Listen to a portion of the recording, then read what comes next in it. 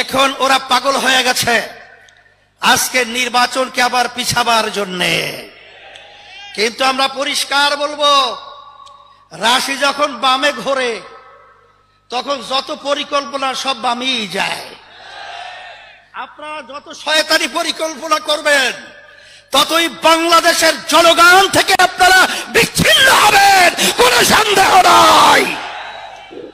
প্রিয় সিলেটবাসী, আজকের এই ঐতিহাসিক আলিয়া মাদ্রাসা মাঠের আন্দোলনরত ৮ দলের সিলেট বিভাগীয় সমাবেশে এ পর্যায়ে বক্তব্য নিয়ে আসছেন বিগত জুলাই অভ্যুত্থানের ছাত্র জনতার প্রিয় অভিভাবক,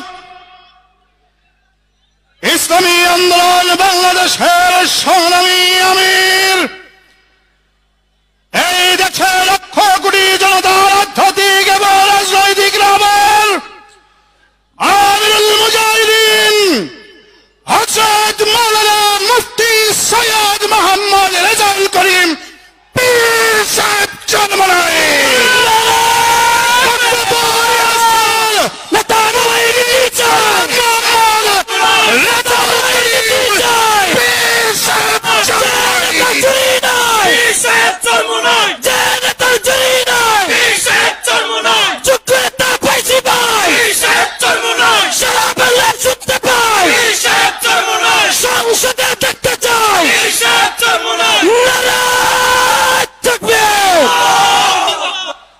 আসসালামু আলাইকুম ওয়া রাহমাতুল্লাহি ওয়া বারাকাতুহু। আলহামদুলিল্লাহি ওয়া কাফা ওয়া সালামুন আলা ইবাদিহিল্লাযিনা ইসতাফা, আম্মা বা'দ। ফাআউযু বিল্লাহি মিনাশ শাইতানির রাজীম। বিসমিল্লাহির রহমানির রহিম। ওয়া তিলকাল আইয়ামু নুদাবিলুহা বাইনান নাস। সাদাকাল্লাহুল আলিয়্যুল আযীম। সবাই দুরূদ শরীফ পড়ি। আল্লাহুম্মা সাল্লি আলা সাইয়্যিদিনা নাবিয়িনা ওয়া শাফিয়িনা ওয়া হাবিবিনা ওয়া মাওলানা মুহাম্মদ সাল্লাল্লাহু আলাইহি ওয়া আলা আলিহি ওয়া আসহাবিহি ওয়া বারাকা সাল্লাম। আজকে ৮ দলীয় সমাবেশের সম্মানিত প্রধান অতিথি, মঞ্চে ৮ দলীয় কেন্দ্রীয় শীর্ষ পর্যায়ের নেতৃবৃন্দ, সামনে বিশেষ করে উপস্থিত যারা রয়েছেন, ইসলাম প্রেমিক, দেশ প্রেমিক আমার ভাইরা, আজকে ৮ দলীয় আমাদের এই সমাবেশের মূল লক্ষ্য উদ্দেশ্য কি? আমাদের যে ৫ দফা দাবি বাস্তবায়নের জন্য আজকে আমরা বিভাগীয় পর্যায়ে আজকে আপনাদের এই ঐতিহ্যবাহী সিলেট আলিয়া মাদ্রাসার মাঠে আজকে আমাদের শেষ সমাবেশ। আজকে এই সমাবেশের মাধ্যমে সারা বাংলাদেশের ভিতরে আজকে প্রমাণিত হয়েছে যে আজকে বাংলাদেশের মানুষ আমাদের যে দাবিগুলো ছিল ৫ দফা, সেটার পক্ষে প্রমাণিত হয়েছে। আমাদের এই দাবিগুলো নিয়ে আজকে আমরা রাস্তায় নামলাম কেন? এর মূল লক্ষ্য উদ্দেশ্য হল ৫ই আগস্ট ২০২৪ হাজার হাজার মায়ের কোল যে সন্তান হারা হলো, অনেকে চক্ষু হারিয়েছে, পঙ্গু হয়েছে। আপনাদের ঐতিহ্যবাহী সিলেট থেকে জনপ্রিয় নেতা ইলিয়াস আলী সাহেব গুম হলো, আর ফেরত আসেনি, আর কোনোদিন আসবে বলে মনে হয় না। কিন্তু আজকে দুঃখের মধ্যে বলতে হয় যে জাহান্নামের আগুন এত তেজ হবে, এক অংশ আর এক অংশকে খেয়ে ফেলবে।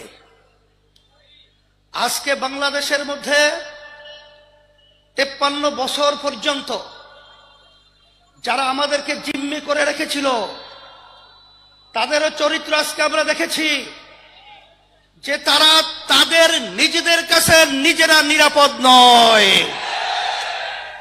আজকে তারা নিজেরা নিজেদেরকে খেয়ে ফেলছে। আমার দুঃখ হয় যে আজকে এত গুম হলো, এত খুন হলো, লক্ষ লক্ষ দলীয় নেতা কর্মী যুগ যুগ পর্যন্ত তাদের জীবনকে বিপন্ন করল জেলের মধ্যে। আমাদের দাবি ছিল জুলাই 5ই আগস্টের অভ্যুত্থান, আমাদের দেশে প্রয়োজনীয় দেশকে সুন্দর করার জন্য সংস্কার হবে।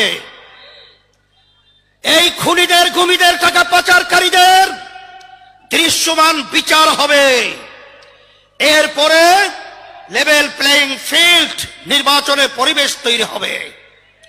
কিন্তু আমরা দেখে হতবাক, আজকে সংস্কারের ব্যাপারে বাধা, আজকে দৃশ্যমান বিচারের ব্যাপারে বাধা, আজকে নির্বাচনের জন্য যারা পাগল হয়ে গেছিল, আজকে যখন তারা দেখেছে আজকে বাংলাদেশের জনগণ ফ্যাসিস্টদের পক্ষে এবং জালেম চাঁদাবাজদের পক্ষে নয়, ওদের বিরুদ্ধে অবস্থান করেছে। এখন ওরা পাগল হয়ে গেছে আজকে নির্বাচনকে আবার পিছাবার জন্যে। কিন্তু আমরা পরিষ্কার বলবো, রাশি যখন বামে ঘোরে তখন যত পরিকল্পনা সব বামেই যায়।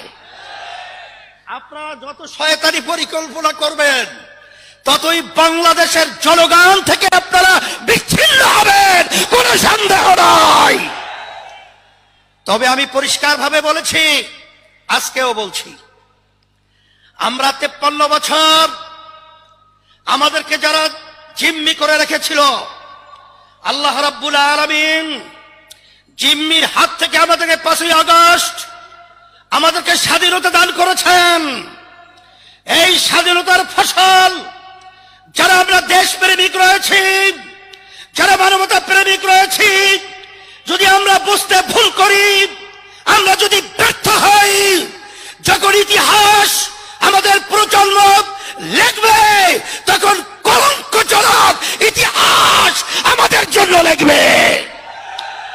এই জন্য আমি সকলকে উদাত্ত আহ্বান জানাবো, আসেন আমরা যারা দেশপ্রেমিক রয়েছি, ক্ষমতা প্রেমিকদেরকে, চাঁদাবাজদেরকে, আমাদের দেশের টাকা যারা বিদেশে পাচার করে ওদেরকে আমরা না বলার মাধ্যমে আমরা বাংলার জমি থেকে চিরতরে উৎখাত করে মাথা উঁচু করে দাঁড়াবার পরিবেশ তৈরি করতে হবে। সেই হিসাবে আপনারা রোদ্রের মধ্যে আজকে কষ্ট করে উপস্থিত হওয়ার জন্য আমি আমাদের সকলের পক্ষ থেকে উদাত্ত আবার ধন্যবাদ জানাচ্ছি এবং সেই দিন সেই সময়ের অপেক্ষা রয়েছি যেদিন এই বাংলাদেশের মধ্যে আবার সোনালী সূর্য উদিত হবে এবং ফেসিবাদ নিবাদ যাবে, চাঁদাবাদ নিবাদ যাবে, খুনিরা নিবাদ যাবে, দেশপ্রেমিকরা বিজয় লাভ করবে। সকলকে ধন্যবাদ জানিয়ে আমি আমার আলোচনা শেষ করছি। ওয়া আখির দাওয়ানা আলহামদুলিল্লাহ।